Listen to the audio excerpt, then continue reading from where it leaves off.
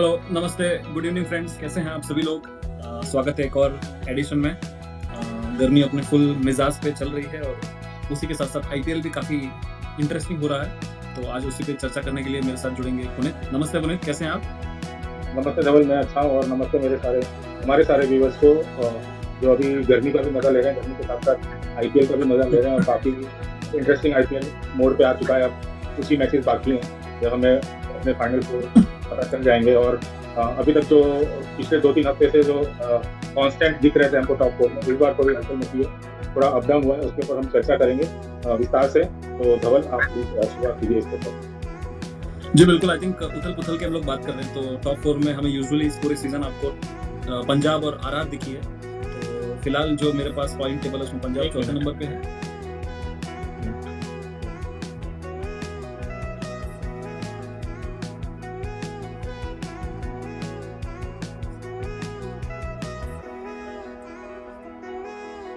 बोलना। Hello, hello, hello.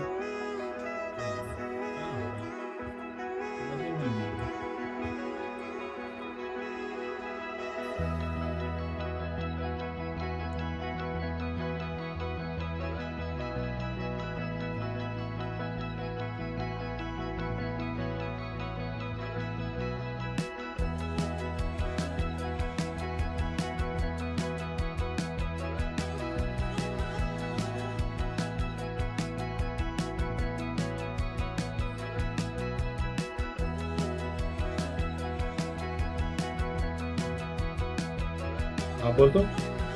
Hello, hello, hello. अरे यार, मैं क्या करूँ? नहीं चल रहा है ये भी? अभी बोल। Hello, hello. हाँ, ठीक है, ठीक है। ठीक है? कहाँ से शुरुआत से करना है या? मैंने बोल दिया था ना, हाँ, धवल आप प्लीज़ शुरुआत कीजिए, उसके बाद। ठीक है। तो आई थिंक जैसा पुनीत तुमने कहा ऐसा लास्ट वीक्स हमको जो कांस्टेंट यूजुअली दिखते थे आई थिंक आरआर और पंजाब, वो आरआर तो टॉप 4 में नहीं है, इनफैक्ट छठे नंबर पे चला गया है और पंजाब अभी स्ट्रगल करके चौथे नंबर पे टिका हुआ है। पंजाब का स्टैट्स में बता दूं, पिछले 4 लगातार गेम हारा है, तो पंजाब का ग्राफ बहुत ही जल्दी गिर रहा है। दो एडवांटेज है पंजाब को अभी भी, एक तो उनके पास वो एक एडिशनल पॉइंट है जो बारिश की वजह से है, तो एक तो उनको नेट रन रेट का चिंता शायद नहीं होगा, दूसरा शायद पंजाब का नेट रन रेट अभी भी डिसेंट है 0.42। सबसे पहले मैं पंजाब की बात करना चाहूंगा क्योंकि उससे शुरू किया है। तो क्या गलत चल रहा है पंजाब में? फील्डिंग तो मुझे पता है। हम्म, पंजाब का एक्चुअली जब वो लोग जीत रहे थे तभी भी एक कंसर्न तो दिख ही रहा था कि उनकी बॉलिंग और फील्डिंग उतनी कंसिस्टेंट नहीं लगी थी। वो जितने भी मैचेस उन्होंने जीते थे वो चेस करके जीते थे ज़्यादातर और उनकी बैटिंग के दम पे जीते थे। बॉलिंग फिर भी काफ़ी थी, जैसे मैं डीसी के मैच में देखा था 264 उन्होंने खाए थे, मतलब मोस्ट ऑफ द मैचेस उन्होंने 200 प्लस खाए थे। तो जो वीकनेसेस पहले पता नहीं चल रही थी क्योंकि उनकी बैटिंग ने ओवर पावर कर दिया, लेकिन जैसे ही उनकी बैटिंग थोड़ी कमजोर हुई तो उनका पूरा जो भी वीकनेस है वो पूरा सामने आ गया और सामने वाली टीम्स ने उसके ऊपर पूरा मोमेंटम हासिल कर लिया, पूरा कैपिटलाइज कर लिया, पूरा एडवांटेज उठा लिया। इसके लिए हम देख रहे हैं कि लास्ट 4 मैचेस में जब उनके बैट्समैन उतना अच्छा नहीं कर पा रहे हैं तब पंजाब जो है वो स्ट्रगल होती हुई दिखाई दे रही है, जिसकी बात हमने लास्ट वीक भी करी थी कि मतलब पंजाब की जो वीकनेसेस है उसकी वजह से पंजाब स्लाइड हो सकती है, और जो लास्ट वीक तक 1 नंबर पे थी अभी डायरेक्ट 4 नंबर पे आ गई है। और अगर आप देखेंगे पहले 5-6 टीमें तो ज़्यादा डिफरेंस है नहीं क्या कहते हैं पॉइंट्स में। तो अगर पंजाब का यही फॉर्म कंटिन्यू रहा तो मे बी पंजाब जो इतना पूरे सीजन से इतना अच्छा कर रही थी शायद हमको टॉप 4 में भी ना दिखे, क्योंकि जो पॉइंट्स का जो डिफरेंस है वो बहुत ही कम है। But obviously net run rate उनका अच्छा है, लेकिन अगर वो मैचेस अगर आगे भी हारते गए तो नेट रन रेट भी उनका ड्रॉप होगा ही। तो ये कोई मतलब सही चीज़ है नहीं पंजाब के लिए। तो पंजाब ने जैसे पहले उन्होंने सीजन की शुरुआत की थी, जैसे वो कंटिन्यूस खेल रहे थे, वो फॉर्म उनको वापस लाना पड़ेगा और उसके लिए उन्हें बॉलिंग में सुधार करना पड़ेगा, अपनी फील्डिंग में तो डेफिनेटली सुधार करना पड़ेगा, क्योंकि फील्डिंग उनका साथ नहीं दे रही, उसकी वजह से उनकी बॉलिंग भी और खराब होती जा रही है। तो इन दोनों चीज़ों पे उनको काफ़ी ध्यान देना पड़ेगा, क्योंकि डिफरेंसेस उतना है नहीं। शायद अगर वो ऐसे करें तो शायद वो टॉप 4 में भी नहीं है। जी बिल्कुल सही बात बोली आपने, और हमको लग रहा था कि पंजाब का स्केड्यूल और वो सब काफ़ी अच्छा है, अब भी काफ़ी अच्छा है। अगर आप देखो तो पंजाब के रिमेनिंग 3 में से 2 मैच धर्मशाला में ही है जो उनका होम ग्राउंड है, और 2 मैच मुंबई और एलएसजी के सामने है। मगर फॉर्म नहीं है अभी उनके पास, तो वो आई थिंक उनको देखना होगा। पर अभी भी अच्छी बात ये है कि पंजाब की किस्मत उनके हाथ में ही है, और अगर यहाँ से तीनों जीत जाते हैं तो शायद टॉप 2 में भी जा सकते हैं। तो all is not still lost, but हाँ, खतरे की घंटी डेफिनिटली रही है। तो इसी लिस्ट में एक और टीम की बात कर लेते हैं, आरआर। एक तो उनका शेड्यूल मुझे थोड़ा विचित्र लगा। आई थिंक 1 मई से लेकर 16 मई के बीच में उनके सिर्फ एक ही मैच है, जो वो जीटी से 77 रन से हारे थे, बहुत ही बड़े मार्जिन से।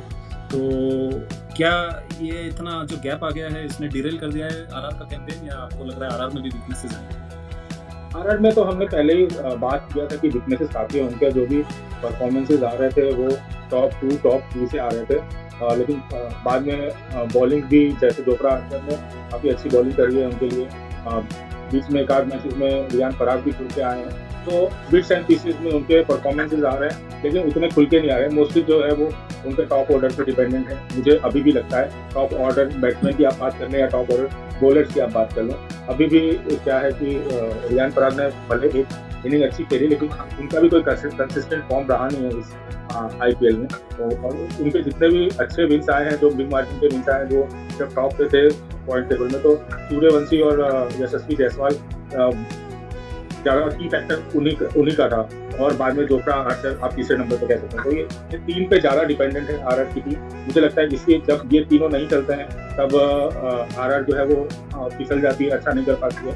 तो इसीलिए मुझे लगता है कि वो 6 नंबर पे सीधा चली गई है। और अभी यहाँ से वापस आना, हालांकि डिफरेंसेस ज़्यादा है नहीं पॉइंट्स में, लेकिन उनका नेट रन रेट भी काफ़ी डाउन हो गया है अगर आप कंपेयर करें बाकी 45 टीम्स से। तो ऑल इज नॉट लॉस्ट, अभी भी वो अच्छा कर सकते हैं। नेट रन रेट उनके पास यशस्वी जायसवाल है, वैभव सूर्यवंशी है, नेट रन रेट में वो कभी भी कम बैक कर सकते हैं। नेट रन रेट उनके लिए कोई सवाल नहीं, उनके लिए यही सवाल है कि कंसिस्टेंट परफॉर्मेंस करें, अच्छा परफॉर्म करें और जीतने की कोशिश करें एक अच्छे मार्जिन से। तो अभी भी पूरा हारे नहीं है वो, अभी भी टॉप 4 में तो आराम से आ सकते हैं। और आई थिंक उनके समर्थन में यही बात है कि उनके तीनों मैच डीसी, एमआई, एलएसजी के सामने हैं, जो जिसमें से एमआई और एलएसजी तो निकल चुके हैं, तो शायद वो एक पॉजिटिव हो सकता है। मगर समटाइम्स जो टीम के पास खोने के लिए कुछ नहीं है, वो ज़्यादा डेंजरस हो जाता है। तो ये तो आरआर की कहानी है। आरआर को अब बैक टू बैक मैचेस खेलने हैं। आई थिंक आरआर को 17, 19 और 24 आरआर के लिए ये शेड्यूल अभी है। एडवांटेज ये है कि लास्ट डे उनका मैच है, तो उनको अगर कोई नेट रन रेट पे उनका कुछ बात आई तो देख सकते हैं। तो ये तो आरआर की कहानी है। अब जो टीमें एलिमिनेट हो गई उस पर चर्चा कर लेते हैं। हाई प्रोफाइल मुंबई की टीम, हार्दिक नज़र नहीं आ रहे, ऑफ द फील्ड काफ़ी डिस्कशंस हो रहे हैं।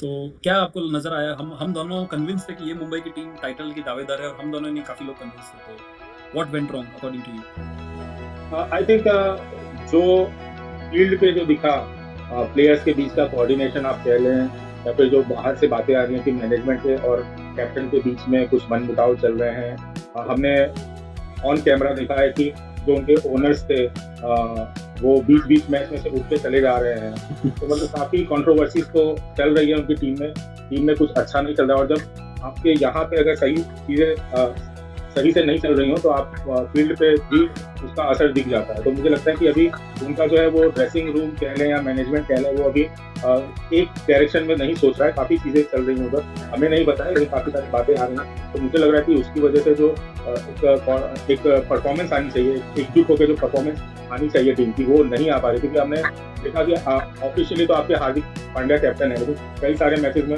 सूर्य भी कैप्टनसी कर रहे हैं, जिसमें रोहित खेल रहे हैं उसमें हार्दिक नहीं खेल रहे, जिसमें हार्दिक खेल रहे हैं। पहले तो आया था कि रोहित को इंजरी हो गई, लेकिन वो जब रोहित फिट हो गए, वो नेट में प्रैक्टिस कर रहे हैं, फिर भी वो प्लेइंग 11 में नहीं थे। अब वो प्लेइंग 11 में आ गए, तो हार्दिक प्लेइंग 11 से चले गए। उनका भी इंजरी का कोई वो पुष्टि नहीं है कि उनको इंजरी हुई किस बात की है। तो ये काफ़ी सारे मतलब इफ्स एंड बट्स एंड काफ़ी सारे स्पेकुलेशन, काफ़ी सारे रूमर्स चले हुए हैं, काफ़ी सारे बातें हो रही हैं। और ये तभी होता है जब कुछ ना कुछ होता है। हमें अंदर की बात पूरी तरह से पता नहीं है, लेकिन ये जो है सारी जन का ये जो है ये ठीक से चल रहा है, इसके लिए उनके परफॉर्मेंस पे भी असर आ रही है। तो ये सीज़न तो खैर काफ़ी ख़राब रहा उनका, लेकिन मैं आशा करता हूँ कि अगले सीज़न में वो उनका जो भी सोच है, उनका जो भी प्लेइंग कॉम्बिनेशन है, उनके जो भी प्लेयर्स हैं, वो सारे सही फ्रेम ऑफ माइंड में आएंगे और हम एक अच्छा प्रदर्शन दिखाएंगे।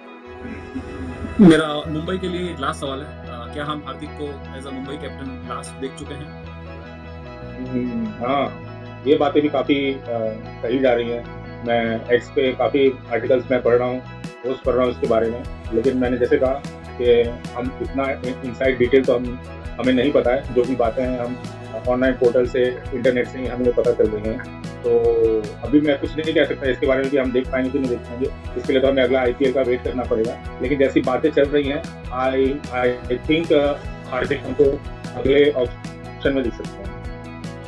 जी बिल्कुल, और अगर मैं अटकलों की बात ना करूँ, मेरे ओपिनियन की बात करूँ, तो मुझे लगता है कि आपने डिसेंट अमाउंट ऑफ टाइम दिया है हार्दिक को और टीम उस हिसाब से परफॉर्म नहीं कर पाई। एमआई की एक बहुत रिच लेगेसी रही है, तो मैं तो कन्विंस हूँ कि आपको अब एक नई दिशा की ज़रूरत है। इवन मैं तो महिला जयवर्धना पे भी क्वेश्चन करूँगा कि is it the right time to also change that. तो आई थिंक वो हमारा पोस्टमार्टम जो हम करेंगे आईपीएल की तब चर्चा करेंगे, बट मेरे लिए दोनों जाते हुए दिख रहे हैं। तो ये तो हो गई आईपीएल की one of the most successful team की बात।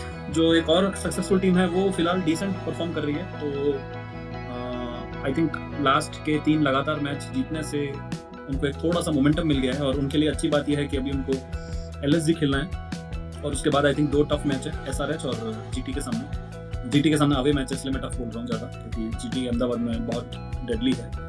तो how do you see Chennai campaign? अभी भी आपको ऐसा लग रहा है कि प्लेऑफ में जाने वाली टीम तो नहीं लग रही है, या आपको लग रहा है कि चेन्नई माइट स्नीकिंग? अब इतना डिफरेंस बचा नहीं है। जैसे मैंने पहले भी कहा कि पहले की जो 6 टीमें हैं उनके पॉइंट्स में इतना डिफरेंस है नहीं, और सीएसके ने अब अपना नेट रन रेट भी काफ़ी सुधार लिया है, इसकी वजह से वो 5 नंबर पे हैं। तो अब लास्ट के 2-3 मैचेस बचे हैं और सारी टीमें मेहनत कर रही हैं, सबको प्लेऑफ में जाना है। और सीएसके एक टाइम था कि काफ़ी नीचे थी, हमने उसको पूरा मतलब आउट ही गिन लिया था, लेकिन संजू सैमसन की अच्छी परफॉर्मेंस आई। बाद में कैप्टन ऋतुराज गायकवाड़ ने भी अपनी फॉर्म पकड़ी और उनके स्पिन तो काफ़ी कमाल कर ही रहे हैं। तो काफ़ी अच्छा कॉम्बिनेशन लगा है, और काफ़ी मतलब मैं कहूँ तो जैसा शुरुआत हुआ था उसके हिसाब से काफ़ी स्ट्रॉन्ग टीम अब लग रही है सीएसके। और हमको पता है कि सीएसके एक बार अपने रंग में आ जाए तो कहीं भी जा सकती है। अभी तक सबसे ज़्यादा प्लेऑफ्स खेलने का भी रिकॉर्ड सीएसके के नाम ही है।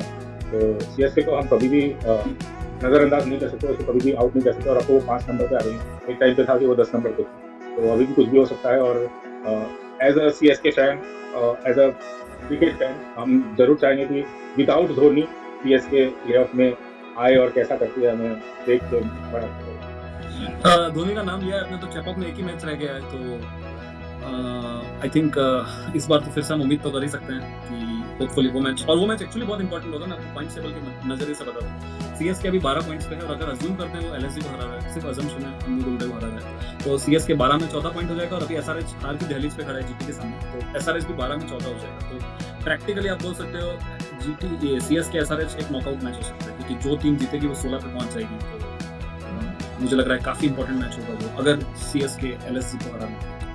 तो आई थिंक सीएसके ने अपना कैंपेन रिवाइव कर लिया है। एक प्लेयर का नाम मैं भी लूंगा उस रिवाइवल में, वो है अंशुल कंबोज। काफ़ी प्रभावित किया है मुझे तो, और पर्पल कैप के रेस में रहे हैं पहले से ही, तो आई थिंक उनकी वजह से सीएसके को विकेट्स काफ़ी मिली हैं, डेथ में हो या पावर प्ले में हो। तो आई थिंक बहुत अच्छा अटैक है उनका बॉलिंग का, तो मेरे हिसाब से एक अच्छा चांस है उनके पास, बट हाँ अभी भी रहा मुश्किल है। तो आई थिंक ये तो सीएसके की बात हो गई। अभी डिफेंडिंग चैंपियन पे चलते हैं। सबसे अच्छा रन रेट चल रहा है उनका 1+1.1 है, मतलब आप इमेजिन कीजिए बाकी सब टीमें 0.2, 0.1, 0.4 पे खेल रही हैं, और उनके जो किंग है उसमें आई थिंक लास्ट 2 मैच में 0 पे भी आउट हुए। आरसीबी जीत तो रही है, रन रेट भी अच्छा है, हम मान के चलते हैं क्वालिफाई तो उनके लिए फॉर्मेलिटी है, शायद टॉप 2 में आना उनका गोल होना चाहिए। तो आपको लग रहा है मोस्ट कंप्लीट टीम इस सीजन की आरसीबी, या आपको लग रहा है जीटी और एसआरएच और ये सारी टीमें दूर नहीं है? जैसे मैंने काफ़ी बार रिपीट किया कि अब टीमों में ज़्यादा डिफरेंस बचा नहीं है, लेकिन अगर आप परफॉर्मेंसेस वाइज बात करें तो आरसीबी सही में देखा जाए तो काफ़ी अच्छी टीम रही है। हाँ, स्टार्टिंग में हमने थोड़ी बात की थी बॉलिंग थोड़ी ऊपर नीचे है, लेकिन अब अगर आप देख लें भुवनेश्वर कुमार, आई थिंक वो पर्पल कैप उनके पास है, नहीं होगा तो दूसरे नंबर पर होंगे, पता नहीं। तो जॉश हेजलवुड अच्छा कर रहे हैं, और इंडियन बॉलर्स काफ़ी अच्छा कर रहे हैं। और बैटिंग में भले लास्ट 2 मैच में विराट कोहली अपना खाता नहीं खोलता, लेकिन जब जितने भी मैच हुए स्टार्टिंग से वो ज़्यादातर मैचेस में उन्होंने अपने एक एंड को संभाले रखा है, जहाँ से अगर सामने वाला अगर रन बना रहा है तो वो आराम से अपना खेलते हैं, नहीं तो फिर वो एक्सेलरेट करते हैं। तो मतलब विराट कोहली ने पूरा हर मैच में कॉन्ट्रीब्यूशन दिया, खाली लास्ट 2 मैच में थोड़ा उनका रन नहीं आया, लेकिन उनके अलावा भी अगर आप देवदत्त पाटिल की बात करें या फिर दूसरे बल्लेबाजों की बात करें तो उन्होंने भी अपना कॉन्ट्रीब्यूशन दिया है। और बॉलिंग मतलब उनके लिए सबसे प्लस पॉइंट है कि बॉलिंग भी काफ़ी अच्छी हो रही है, तो आरसीबी के लिए इतना मतलब क्या कहते हैं कॉमन चीज़ नहीं है, क्योंकि आरसीबी का जब हम नाम सुनते हैं तो उनके बॉलर्स मार खाते हुए दिखते हैं हमको ज़्यादातर, और लोग यही बोलते हैं कि आरसीबी के बैट्समैन तो काफ़ी तगड़े हैं लेकिन बॉलिंग में दम नहीं। लेकिन इस बार दोनों चीज़ें बैलेंस लगी हैं, तो डिफरेंस ज़्यादा नहीं है। शुरू की 5-6 टीमों में, लेकिन अगर उनकी कंपैरिजन करें तो आरसीबी सही में उनसे काफ़ी बेटर टीम अभी तक निकल के आई है। और जैसे आपने कहा कि टॉप 2 उनका गोल होना चाहिए, और मुझे लग रहा है कि टॉप 2 में वो डेफिनिटली आएँगे इस बार। जी, आई थिंक अगर आरसीबी मैथमेटिकली मैं देखूं तो अगर 18 पे पहुंच गया तो आप मान सकते हो कि आरसीबी टॉप 2 में कंफर्म है उस नेट रन रेट के साथ। तो अभी भी आई थिंक आरसीबी के 3 मैच बाकी हैं। कल है आई थिंक केकेआर के सामने रायपुर में, और उसके बाद पंजाब और हैदराबाद। द ओनली थिंग मैं ये बोलूँगा कि सारी ऐसी टीमों के साथ मैच है जो अभी भी कंटेंशन में है, तो राह इतनी आसान नहीं है, मगर I think RCB has the team to go again to the distance, ये हम दोनों मान के चल रहे हैं। तो आई थिंक हमने मोस्ट ऑफ द टीम्स की बात कर ली है। जिनकी बात नहीं की है, जीटी, एसआरएच, डीसी, केकेआर और एलएसजी, तो आई थिंक बहुत फॉरगेटेबल सीजन रहा है अगेन, तो हम ज़्यादा बात ना करें तो ही सही है। तो आई थिंक जो 4 टीमें मैंने नहीं की बात वीडियो के मद्देनजर रखते हुए, आई थिंक उसमें मुझे जीटी सबसे अच्छी लगी है, क्योंकि जीटी की बॉलिंग मेरे हिसाब से आर्ग्यूबली बेस्ट है। मे बी विद आरसीबी आप बोल सकते हैं दोनों की बेस्ट बॉलिंग लाइनअप है। तो फिलहाल तो मुझे जीटी और आरसीबी टॉप 2 दिख रही है, ये मेरा इस समय का प्रेडिक्शन है। और अभी जीटी ऑलमोस्ट ये एसआरएच को क्रश करने वाला है, तो जीटी 16 पॉइंट पे पहुंच जाएगा, तो फर्स्ट टीम होगा जो 16 पे पहुंचेगा। तो क्या संक्षिप्त में आपसे जानना चाहूंगा, आप कन्विंस हैं कि जीटी टॉप 2 मटेरियल है इस सीजन? आज जब सीजन स्टार्ट हुआ था तब तो मैं बिल्कुल नहीं देख रहा था, क्योंकि उनका जैसे लास्ट सीजन गया था, या फिर ऑन पेपर हम बात करते हैं हमेशा, तो ऑन पेपर भी अगर आप बात करेंगे तो वैसा नहीं लग रहा था, क्योंकि चलो लास्ट सीजन तक तो मोहम्मद शामी भी थे उनके पास बॉलिंग में, बट इस बार तो मोहम्मद शामी भी नहीं थे। जितने भी फेसेस अगर आप देखें तो मतलब नॉट ओवर द टॉप और नॉट बिलो, मतलब एवरेज काइंड ऑफ टीम कह सकते थे। लेकिन अब लास्ट का काफ़ी टाइम से, मतलब लास्ट कुछ मैचों में उन्होंने काफ़ी एक्सेप्शनली वेल परफॉर्म किया है। और आज एसआरएच की जो, मतलब एसआरएच जो इतना अच्छा करते आ रही थी इतने टाइम से, उसको आज पूरा क्रश करके रखा है, और ये मैच भी आराम से जीत जाएंगे। तो मतलब जैसा उनका अब परफॉर्मेंसेज आ रहा है, तो टॉप 2 में तो अब आ ही सकते हैं, आराम से आ सकते हैं, क्यों नहीं आ सकते हैं। काफ़ी अच्छा परफॉर्मेंस हो रहा है, और अब फाइनल भी अहमदाबाद में है, तो शायद है अब अपने होम ग्राउंड पे अगर अपने होम ग्राउंड पे अगर फाइनल है तो टीम तो चाहेगी कि भाई हम खेलें उस ग्राउंड पे, और ताकि 100,000 पीपल जो है वो हमको सपोर्ट करें। तो एक टारगेट मिल गया उनको कि हमारे घर पे है फाइनल, तो शायद वो वापस वो जाएगी, और ऐसा परफॉर्मेंस कर रही है कि टॉप 2 में वो आ सकती है। जी बिल्कुल। अब मैं आपको बताना चाहूँगा इस वीक के सारे मैचेस जल्दी से क्यों इम्पोर्टेंट है। आई थिंक आरसीबी केकेआर, हमें पता है केकेआर एक भी मैच हारेगा तो बाहर हो जाएगा, तो उनके लिए डू और डाई है। पंजाब का 2 मैचेस हैं अगेन मुंबई आरसीबी से, आई थिंक वो उनकी किस्मत तय कर देंगे। अगर वो दोनों अनफॉर्चुनेटली हार जाता है तो मुझे बहुत मुश्किल लग रहा है पंजाब के लिए। डू और डाई आया नहीं है, बट मेरे हिसाब से आ चुका है फॉर्म को देखते हुए। और उसके अलावा आई थिंक आप मान के चल सकते हैं कि लखनऊ और चेन्नई के पॉइंट ऑफ व्यू से इंपॉर्टेंट मैच है, क्योंकि चेन्नई अपने आप को बेस्ट चांस देना चाहेगा आखिरी वीक में। तो आई थिंक सारे मैच इंपॉर्टेंट है मैं अगर देखा जाए, बट मेरे लिए सबसे इंपॉर्टेंट मैच मैं पंजाब और आरसीबी को रखूंगा। डे गेम है, धर्मशाला, छोटा ग्राउंड, 2 विस्फोटक बल्लेबाजी यूनिट, और लास्ट ईयर का फाइनल भी हमें याद है। तो आई थिंक पंजाब उस मैच में विन करके जाना चाहेगा मुंबई के सामने, तो काफ़ी क्रूशियल वीक है। और आई थिंक हम जब अगली बार मिलेंगे अगले वीक, तब तक शायद हमें पंजाब की किस्मत को दिख चुकी होगी। तो आप कोई मैच लुक फॉरवर्ड कर रहे हैं, या आपका कोई एनालिसिस जो आप शेयर करना चाहें, मे बी कोई टीम जो आपको लग रहा है कि अभी भी अंडरडॉग है और अच्छा कर सकती है? केकेआर एक एग्जांपल है, हमने बात नहीं की मगर केकेआर 4 लगातार जीती है, और अगर 4 लगातार और जीत जाती है तो 17 पे फिनिश करेगा। तो हाँ, केकेआर जैसे उन्होंने सीजन का स्टार्ट किया था, सबने उनको राइट ऑफ कर दिया था कि मतलब ये सीजन तो उनके लिए खत्म हो गया है, लेकिन उसके पहले एमआई, एलएसजी बाहर हो गए हैं, तो और लेकिन केकेआर अभी भी कंटेंशन में बने हुए हैं, और लास्ट 4 मैचेस सरप्राइजिंगली काफ़ी अच्छा किया उन्होंने, और अब रेस में आ चुकी है। और ज़्यादा डिफरेंस है नहीं, जैसे आपने कहा 4 मैच लगातार जीत चुकी है, और अगर 4 मैच और आगे से जीत जाती है 17 पे फिनिश करेगी, 17 पे अगर कोई टीम फिनिश करती है तो बट ऑब्वियस है कि वो टॉप 4 में जा रही है, प्लेऑफ में जा रही है। तो काफ़ी अच्छा उनका कमबैक हुआ है इस टूर्नामेंट में, क्योंकि हमने तो सोचा था कि सबसे पहली टीम वही होगी, क्योंकि इतना अच्छा करने जैसे उनको 4 में 4 या 5 में 5 स्टार्टिंग के मैचेस हारे थे, तो काफ़ी अच्छा कमबैक रहा है उनका, और काफ़ी मतलब अब मज़ा आ रहा है उनको देख के, और आई होप कि वो अच्छा करें और वो प्लेऑफ में जाएँ। और दूसरा मैं बात करूँगा पंजाब की, वापस मैं करना चाहता हूँ, क्योंकि अब मैचेस धर्मशाला में हैं, और लास्ट मैच भी धर्मशाला में थे, तो उनको थोड़ा अपना प्लेइंग 11 सुधारने की ज़रूरत है, क्योंकि अगर आपको स्पिनर्स नहीं खिलाने हैं, स्पिनर से बॉलिंग नहीं करवाना है, तो आप स्पिनर को प्लीज़ प्लेइंग 11 में ना रखिए, क्योंकि युजवेंद्र चहल को अगर आप प्लेइंग 11 में रख रहे हैं तो regardless of the wicket, regardless of anything, वो फिंगर स्पिनर है नहीं, वो रिस्ट स्पिनर है, और हमने देखा कि रिस्ट स्पिनर कोई भी विकेट पे वो अच्छी मतलब वो विकेट निकाल सकता है, वो टीम में कंट्रीब्यूट कर सकता है। तो अगर आपने उनको 11 में रखा है तो प्लीज उनका यूज कीजिए, क्योंकि I think he is one of the best wrist spinner in the world right now. आपकी क्या राय है? जी बिल्कुल, आई थिंक आईपीएल में हाईएस्ट विकेट टेकर हैं, तो मुझे नहीं लगता उनको कोई सर्टिफिकेट की जरूरत है। तो एटलीस्ट एक और आप ट्राई कर सकते थे। जब मिलर नए हैं, हम सब जानते हैं Miller is not a very comfortable against spinner. तो मुझे लगता है कि एआई और जो ज़्यादा डेटा क्रंचिंग जो है वो मुझे सबसे समटाइम्स टीम्स को ले डूबता है। आई थिंक इस मामले में मुझे आशीष नेहरा बहुत पसंद है। सिंपल रखते हैं, ज़्यादा कॉम्प्लिकेट नहीं करते। तो समहाउ मुझे लग रहा है कि ज़्यादा आप मैचअप्स में ना जाइए और अपने बेस्ट प्लेयर्स को बैक कीजिए। आई थिंक पहले मैंने कभी नहीं देखा था कि शेन वॉर्न लेफ्टी आए तो बॉलिंग नहीं करेंगे, अश्विन राइटी आएंगे तो बॉलिंग नहीं करेंगे, या हरभजन, मैंने ऐसा सुना ही नहीं था। एआई का ज़माने में ये सब बहुत चल रहा है, तो मैं तो बिल्कुल पक्ष में नहीं हूँ। एटलीस्ट एक ओवर तो आपको देना था। और जब आपकी फिनिशिंग अगर ओवर स्टॉइनिस डाल रहे हैं तो मेरे लिए बहुत बड़ा कंसर्न है। 18वां 20वां ओवर स्टॉइनिस तो नहीं डाल सकते। तो पंजाब के लिए काफ़ी सोचने की ज़रूरत है इस समय। और आई थिंक हमने भी काफ़ी सोचने पर मजबूर किया था फैंस को पिछले वीक के ट्रिविया में। तो आप बताना चाहेंगे highest successful chase in any T20 game?